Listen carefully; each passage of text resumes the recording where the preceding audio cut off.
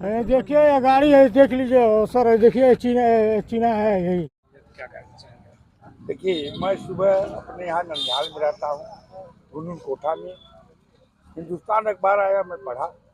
हमारे बड़े भाई हैं रमेश यादव, उनके बेटे से मैं पूछा, तो उसने बताया चाचा की घटना होगा। तो हर लोग आप जानते हैं कि किसी के गांव घटना होगा, उसकी जन्मभूमि होगी, तो जरूर हो जाएगा। तो मैं यहाँ आया और देखा यहाँ की स्थिति। तो मैंने कहा कि भाई पहले तो उनका जो कार्यक्रम हो जाए, छुट्टी हो। और देखिए, यहाँ हमको राजनीति नहीं करना है, हम इसलिए आए हैं कि मेरी जन्मभूमि है और मैं भाजपा गठबंधन का प्रदेश महासचिव हूँ राजनीतिक लोकदल का। तो मैं यही कहूँगा कि पहले तो गिरफ्तार हो, और दूसरे यहाँ का जो खनन अधिकारी है उसको 36 घंटा के अंदर निलंबित किया जाए।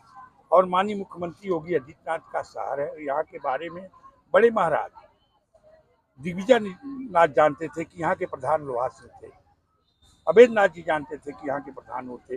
और ये गांव महाराज जी का गांव है, सबसे अच्छा वो मिलता है।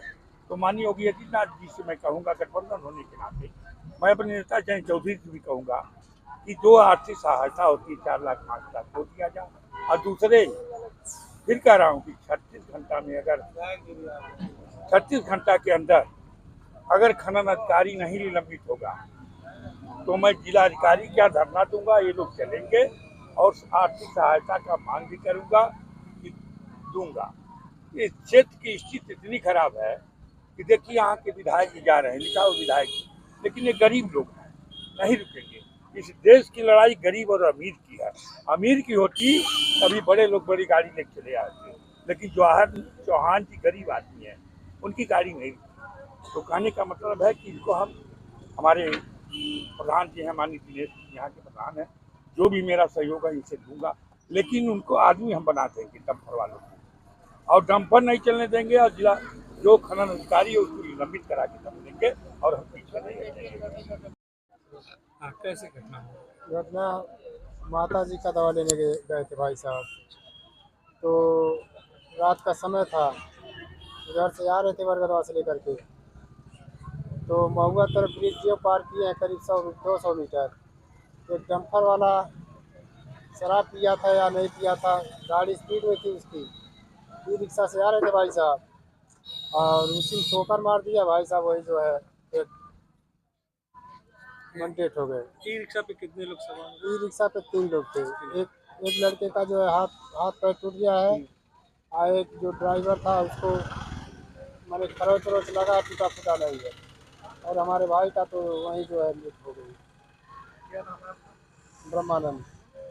अगले हफ्ते में हर साल की तरह इस साल भी विश्व एस्मा दिवस मनाया जाएगा। इसका उद्देश्य है कि एस्मा के बारे में जागरूकता पैदा करना। एस्मा है क्या, इसके लक्षण क्या हैं और इसका ट्रीटमेंट और बचाव क्या है। जैसा कि आप सब लोगों को मालूम है, एस्मा एक क्रॉनिक इन्फ्लेमेटरी लंग डिजीज है। इन्फ्लेमेशन माने होता है सूजन, यानी सांस की नली में एलर्जी की वजह से सूजन आ जाती है और उसके वजह से मरीज को सांस लेने में दिक्कत होती है, साए साए की आवाज़ होती है, सीने में टाइटनेस महसूस होता है, और अगर सही वक्त पर इलाज न किया जाए तो पेशेंट की मृत्यु भी हो सकती है। इसी संदर्भ में कल विश्व एस्मा दिवस के संदर्भ में हमने आज प्रेस कॉन्फ्रेंस रखी है, जिससे पब्लिक को जागरूकता हो कि एस्मा क्या है।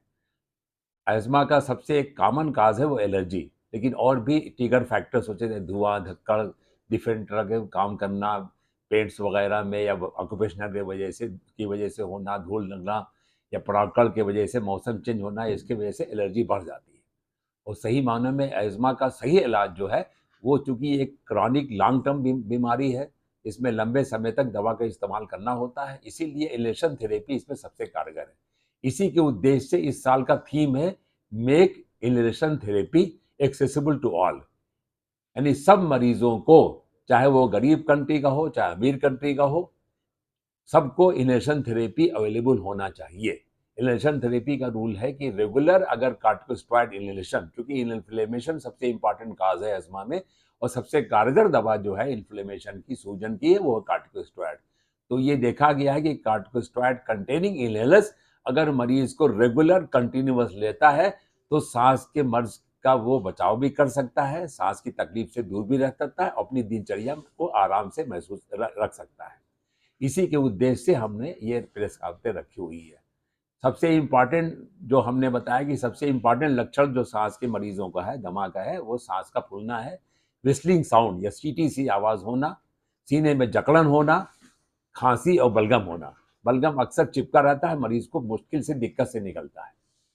इसकी जांच सबसे इम्पॉर्टेंट जांच जो होती है लंग फंक्शन टेस्ट या स्पायरोमेट्री कहते हैं। सिंपल जांच है, मरीज को फूंक करके पता लगा सकता है कि इसके लंग फंक्शन में जो प्रॉब्लम है, सांस की नली में सिकुड़न है, उसके वजह से ये लंग फंक्शन में आ रहा है कि नहीं आ रहा। और देखा गया लंग फंक्शन को पहले जो है वो पहले मरीज को फूंक के देखा जाता है कि सांस की नली में कितनी सिकुड़न है, उसके बाद कार्टिकोस्टेरॉइड या कोई इनहेलर दिया जाता है, जिसके बाद फिर जांच की जाती है। इसको कहते हैं प्री एंड पोस्ट, जिससे पता लगता है कि हाँ दवा से ये सिकुड़न दूर हो जाती है। इसको कहते हैं रिवर्सिबल ऑब्स्ट्रक्शन, यानी सांस की जो सिकुड़न है वो दवा से रिवर्सिबल यानी वापस नॉर्मल पहुंच सकती है। ये दमा के सबसे इंपॉर्टेंट लक्षण है। जहां तक इसका ट्रीटमेंट का सवाल है तो इसका ट्रीटमेंट सबसे इंपॉर्टेंट है कार्टिकोस्टेरॉइड कंटेनिंग इनहेलर्स।